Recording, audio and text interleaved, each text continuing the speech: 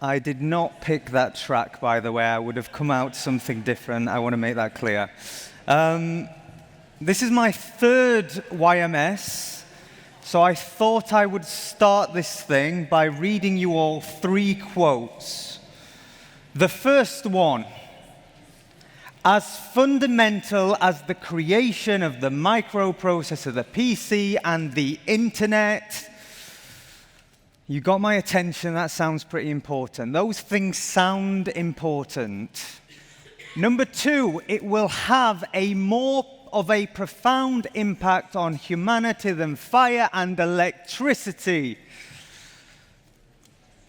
Pay attention at the back. Pay attention. This is getting really, really serious. This one. This is for this room. Number 3, it will replace 95% of marketing and creative. Do I leave? Do you leave? That's the type of quote that sucks the oxygen out of a marketing conference. And I'm sure some of you would have guessed these are quotes about AI. And these are quotes not just from anybody's. These are quotes from titans of technology, the people that are building these profound technologies and are advising how they believe it's going to impact all of us. And this quote from Sam Altman: 95% of marketing work done by agencies and creatives will be done by AI. I don't know if you're familiar with Sam Altman. He's the founder of OpenAI, a bit of a contrarian. And he's an altruistic character, and I don't know if I trust that when someone's too virtuous and too altruistic. However, when he said this about my profession, I was triggered. I was very triggered. And of course I was triggered. Why would I not be triggered? You know, I have spent the last 15 years developing skills, knowledge, expertise, and that's allowed me to be fortunate enough to work with some of the world's most successful organizations. So when Sam Altman, a guy that I don't trust yet, says that this thing that I'm using daily will replace 95% of the skills that I've developed, well, you know what? I pause. I pause for a second. And although I am very down the rabbit hole of AI, I am truly obsessed. When I think about what's going on, I'm a little bit at odds with those types of statements, and I'll tell you why. AI is out there in the world swearing at customers. You know, I'm sure you've seen the DPD example. AI is causing havoc for airlines when misinformation is being given out. AI is causing havoc for media publishers where the ethics and the morality around the creative industry is being put into question. Jobs are being lost to AI. Even the technology companies themselves are breaking their own rules. And AI is encouraging people to break the law. So, when this guy, Sam Altman, says that 95% of the things that we all do is going to be done by AI, I go, I don't know, man. I don't know. But I did think this would be a wonderful topic for us to explore together. So, today I'm going to speak about 2 things. Am I with the world's smartest people when they say this is a change the world innovation? I want to unpick that topic. And secondly, what should you pay attention to now? You know, AI can be intimidating. There's lots of information. There's lots of change. What do I believe that marketers should focus on today? Okay, I'm going to start with, is this a change the world innovation? Whenever you want to understand a topic, people often go deeper. They go into the weeds of something. I think if you truly want to understand something, you need context. So I think you have to zoom out.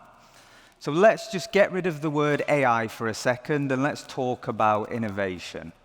There are only 3 outcomes when there are innovations in the world. Number 1, the world changes. The mobile phone, the internet, the car, electricity, all the things that influence our lives on a day-to-day basis. But these things, they are the minority.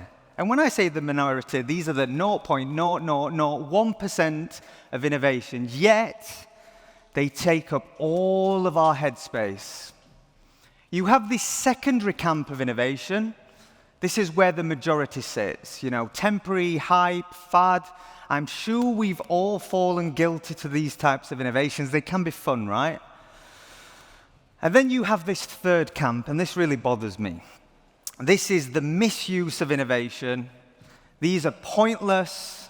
These are things we should not be innovating for in the first place. And there are many examples I could cite. I'm sure all of you may be thinking of one right now, but I just want to leave you with an image. Where is that information going? How do they use that data? How is it informing the decisions? And fundamentally, we should not encourage people with strong opinions of the bathroom to touch anything. Misuse, pointless innovation. So AI, where is it on this spectrum from there's no point to it's about to change the world? Well, it's not pointless because AI is not new. The term artificial intelligence was coined back in 1967. And when you think more recently, maybe in the last 2 decades, AI has largely been used to rationalize huge amounts of data, make sense of all the information in the digital age. It's then being used to automate and curate more relevant experiences for all of us. It's the same reason that your Amazon recommendations are different to mine. It's the reason that your Netflix recommendations are different to mine. And it's the same reason that our entire social graph, social media, is powered by AI algorithms that are there curating you the perfect video at the perfect time to keep you hooked on that mobile phone. This is AI. So AI is not new. But in the last year and a half, it starts to feel different. And there is a shift. We have moved from an era of curation, and this is the best way I can describe this, into a generative era, which means we are no longer curating things, we are creating things. And generative AI means that we are creating things in real time that have never existed before. Let me say that again. We are creating things in real time that no one has ever seen. That, to me, is profound. And skeptics often say that AI is not creative. They will liken it to a predictive text. And in part, they are right. A predictive text is looking at a sequence and guessing what is the next word likely in that sequence. But for me, it comes down to definitions. Creativity to me is taking experiences, taking information, taking learnings, taking inspiration, combining those things in new ways to create something new. And fundamentally, that is exactly what generative models do. So I'll leave you with a question: is AI creative? And I believe that this new era, the generative era, does set a new precedence. And look, some of you still may be skeptical, and I would ask you to zoom out. I want you to get more context. So consider, at a macro level, we have governments all around the world grappling with how do we regulate, how do we govern, how do we take advantage of this profound technology. We have more capital being deployed into the space than any other time in history. We have titans of tech and the entire startup community shipping products at what many believe is an unethical level. And you have every single kid in their bedroom interfacing and playing with AI. Is this a change the world innovation? I am convinced, I am aligned with the titans of tech, but don't just take people's words, use your own objective framework. And the one I use for innovation, why do we innovate? We innovate to make things faster, cheaper, or better, Does AI do things faster? God, yes. The application of AI is phenomenal. We can process information at speeds thought unthinkable just a few years ago. Is it cheaper? Well, the application is bringing down the costs of so many things, from professional services to technology. But I say mostly because this technology is expensive to train and power. Uses a lot of energy, right? For now. Is it better? This is the big question. Sometimes. Many things, yes. Some things, no. And there was a quote that I loved, and it came last year from the Chief Creative Officer at Accenture Song, and he said, "Mediocrity is now free to everyone. Humans, we got to step up." And I love that. That's exactly how I felt about all the things that I was seeing. But, and there is a but, I am humbled when I understand the rate of progress and the exponential gains that we are seeing in the space. And remember, the things you use today, the things you're seeing, the application, it is the slowest, it is the most expensive, it is the least effective this thing is ever going to be. And some of the things that I'm seeing can only be described as magic. Forget marketing for a second. AI is being used to screen and identify certain types of cancers with a greater accuracy than a human clinician. AI is being used to predict weather patterns with a 10,000 times greater accuracy than previous versions. AI has been taken offline to remote locations around the world to teach young people that are less privileged, numeracy and literacy. And yes, you guys have had a glam up on LinkedIn, and brands are doing some dope images. I think this sometimes trivializes what's truly happening here. So, back to the question, is this a change the world innovation? It's absolutely the wrong question. The question we should ask is how much? How much is the world about to change? I'm back to my favorite super tech villain, Sam Altman. Well, when he was asked that very question, he did what smart people do. He zoomed out. He didn't respond straight away. And he said, think of the world today. There is two primary economic costs, energy and intelligence. And what did he mean? Well, one of the prime costs in society is the cost to produce and move things. And the other cost is all of us. Intelligence, human ingenuity to create and execute everything we see around us.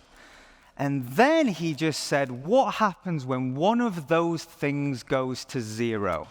Didn't respond. What happens when intelligence goes to zero? Well, fundamentally, a new world order has to be written. And I truly believe that. So, of course, when there will be such a shift in society, there will be a series of unintended consequences. I was a benefactor of social media becoming increasingly important in the world. And I've spent, a decade trying to understand algorithms. Social media started very innocently. It was a place to connect us and create better online experiences. The unintended consequences were phone addiction, the rise in the mental health crisis, the impact it has on our political discourse, the way it impacted the entire ad industry. That was the unintended consequence of something that started trivial. So of course, AI, we have to confront some of these challenges that we are inevitably about to face. But God, if we do, I think the opportunity is profound for everyone in here. So hopefully, you're with me, and I've convinced a few of you that AI is pretty important. Okay, this is getting practical. What should you pay attention to now?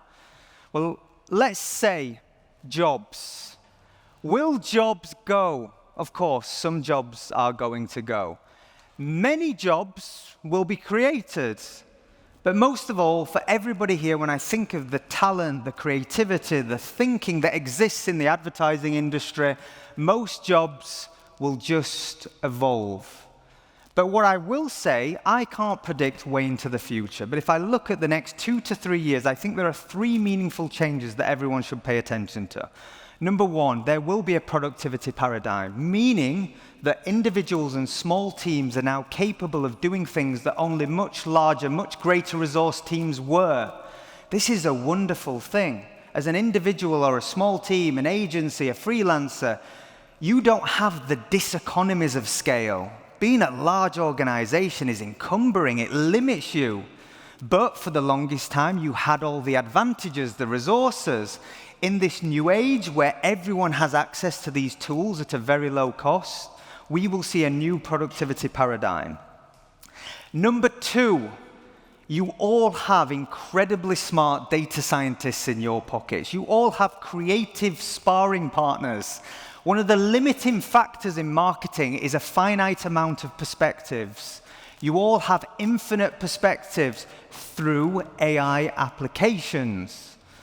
And number three, all technical barriers have been removed. You may have heard a term multimodal, which basically means that text can go to video, to image, and fundamentally this is because we are building all this technology off a large language model. And the great thing about language is it's ubiquitous. Everything is a language. And I don't just mean between territories, I mean between DNA, text, music, everything is language, which means all friction can now be removed.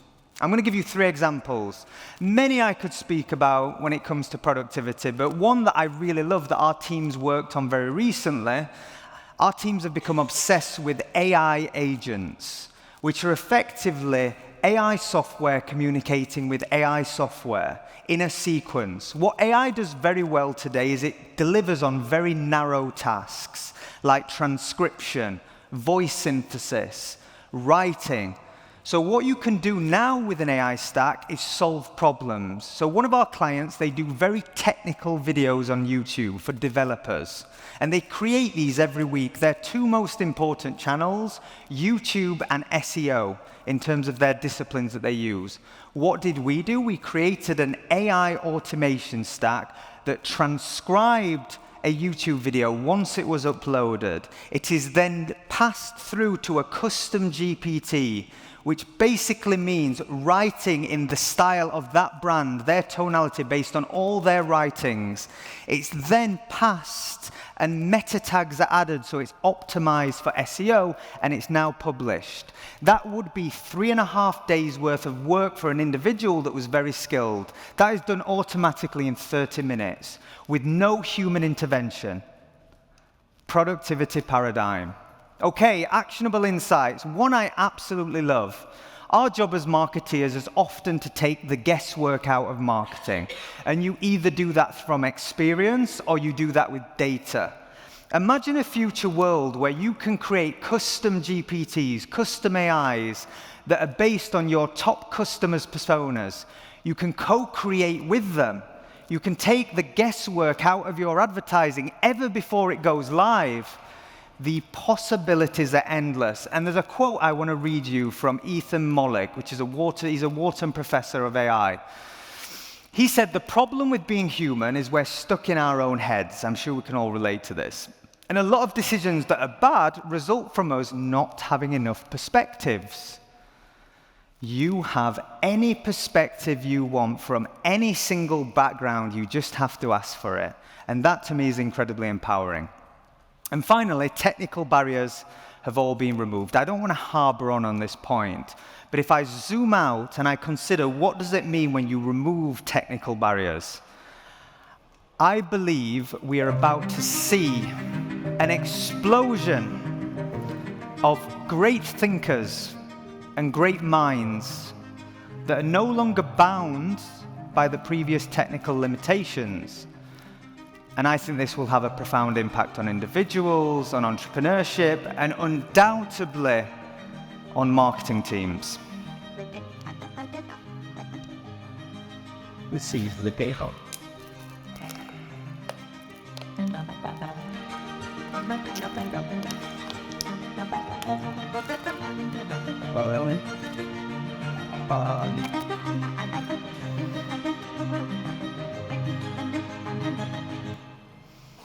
I'm always still in disbelief when I see things like that. I go, someone with no skills can extrapolate and do beautiful art. Okay, last thing, I will conclude with a human principle, cognitive dissonance. If you're not familiar with the term, it's the state of having inconsistent thoughts or beliefs as it relates to your behavioral decisions. What does that mean in plain English? Well, it means that often we would rather, and we are all guilty of this, we would rather face the comforting lies. Yeah, my job's okay. This is just a fad. You've got hype people talking. They've got an invested interest. Instead of facing some unpleasant truths. And this guy, he confronts this industry with an unpleasant truth. And I don't believe to that extent, but I have no doubt that the things that we will be doing in a few years will look radically different to what we are doing today. My friend, he's a technology enthusiast, and we were in a group chat. And Bard, which is now called Gemini, it was Google's first public model that they released. And he just started using it, and he said it's not quite there yet. And he was right, it's not quite there yet. But I was feeling a bit cheeky, and I did what any person does. I started to roast him for what I believe to be a naive point of view. And I didn't just like roast him with words like you would do. I started to send him a picture. I sent him a picture of the first computer, and I just said, you know what, bro, not quite there yet. I sent him then, he went, funny. I sent him a picture of a car. I went, bro, it's not quite there yet. And then I reminded him of a very famous article, and I absolutely love this story. It's one of my favorite stories. In 1903, the New York Times, very credible, wrote this. Man won't fly for 1,000,000 years. To build a flying machine would require the continuous efforts of mathematicians and mechanics for 1 to 10 million years. Several days later, two brothers, they went, hold my beer, and they made the world's first powered flight. And I love that. That story sends chills through my spine. And I will say that I don't think AI, they had ChatGPT helping them back then, so you have all the advantages over the Wright brothers. Look, we cannot comprehend what something 10,000 times our intelligence can achieve, so I don't think there's any point in trying. My only advice, and I only have one, is lean in to these new opportunities. And this is exactly, shameless plug, what Flight Story do. I founded Flight Story with Stephen Bartlett. We keep companies at the forefront. We are obsessed with technology, marketing, and doing great work. And if anyone wants to get in touch, that's my details. Oliver at Flight Story. I'm always on LinkedIn and stuff. And I will give one more shameless plug. Me and who I believe to be one of the best creative, original thinkers, we do a podcast called Memes and Machines. We talk marketing and tech. And if anyone's interested, you can put a QR code up there because I'm fancy. Thank you.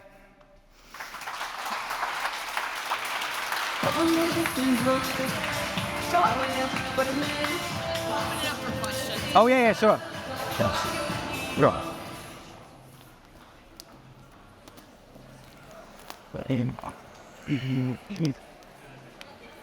Hi, that was a really cool talk, thank you. Oh, thank you. So I support students in finding their first jobs. Yep. And a big question we always get is AI going to take my job? And I try to say to them, AI isn't going to take your job, but people who can utilize AI will take your job because they can do things faster, better, quicker. As marketers, what 3 top tools would you recommend us to start looking into or learning or using to try and stay ahead of the curve? Yeah, I couldn't agree more. The number one thing I would do as a young person is have digital leverage. Honestly, the 2 things, I would either build an audience or create content, or I will become obsessed with new tools. And you will have every advantage over the incumbent. As you get older, you get more stubborn. You tend not to be as curious. You have the curse of knowledge. Youth is a massive advantage today. Take advantage of it. 3 tools I am obsessed with. Perplexity is one. Perplexity aims to be the most honest and truth-seeking It's the most honest and truth-seeking AI platform, so they source reference everything they do.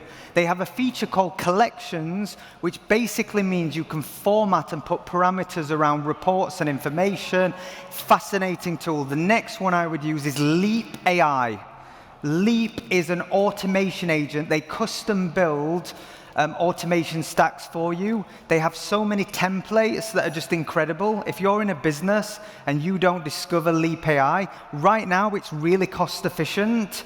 In a year's time it won't be, because it is just profound. And then the third one, like, people don't use ChatGPT correctly. It is phenomenal at rationalizing information, but what we have done over time is search that organized the internet made us very crude in our language. If I want to find a Japanese restaurant in London, I'll misspell Japanese restaurant in London. What you have to do with generative models is be very specific. So it's all about specificity. So it's incredible that we have to untrain those bad habits that we've adopted through things like search. So they're my 3 top tools. Cool, thank you.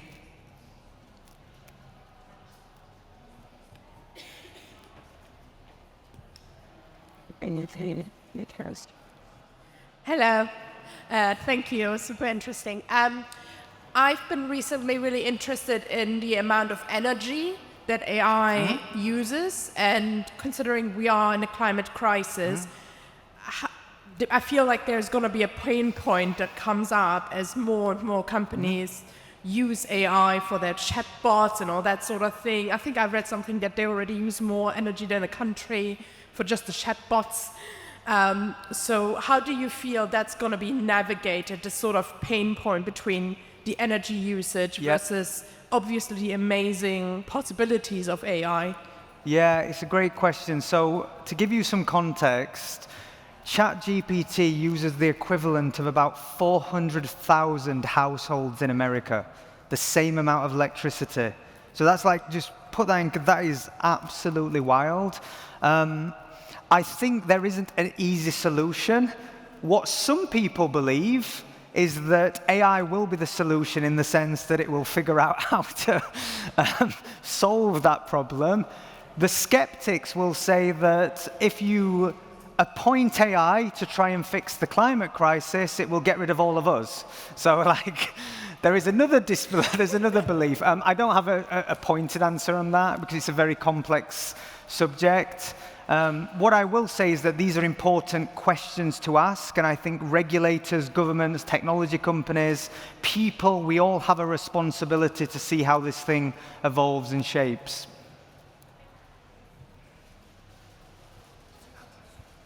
Hi, really interesting, thank you. I'm Kayla from the University of Bristol. In university marketing in particular, it's quite difficult sometimes to get standout. And as we all start to use AI more, and we're all feeding information into the tools as much as getting kind of similar stuff out, what do you think the biggest opportunities to ensure you have that differentiation, whether that's messaging or product development is? Yeah, it's a really good question. We've already hit peak content. Everyone creates content, and you know, I love the fact that anyone can now create videos and write really easily. That friction that I mentioned before is a great thing. However, your point is, there's an irony in that. It's easier than ever to create, but it's harder than ever to stand out. So my top advice, I see 2 things happening in the world. One, I think we will move and continue down a path of hyper-personalization, meaning generative AI will create content for you in real time that hasn't existed before, that's based on your wants, needs, and desires. Conversely, one of the wonderful things about content is it's a shared experience. If you think of anything that goes now, you need things that bond us. Why do we all get excited about John Lewis and Christmas and the feeling? Right? You need to create things that bond us. So I see 2 worlds where great creativity will always find a home. And actually, I think there's probably more white space for that stuff now, when we've got like attention hacking and everyone's playing the algorithm game, and you've got these formats that are becoming ubiquitous and tired. So I think we'll see 2 worlds. In terms of how you do that, fundamentally, people want the same things. We want to be entertained, we want to be inspired, we want to be educated, we want to feel something. That never changes. The principles of what we do as marketeers doesn't change. The tactics, the tools, the execution, all of those things do. So I think the marketing industry is still really well placed, if anything, to thrive in a more AI-dominated world. Good? Yep. Thank you, everyone.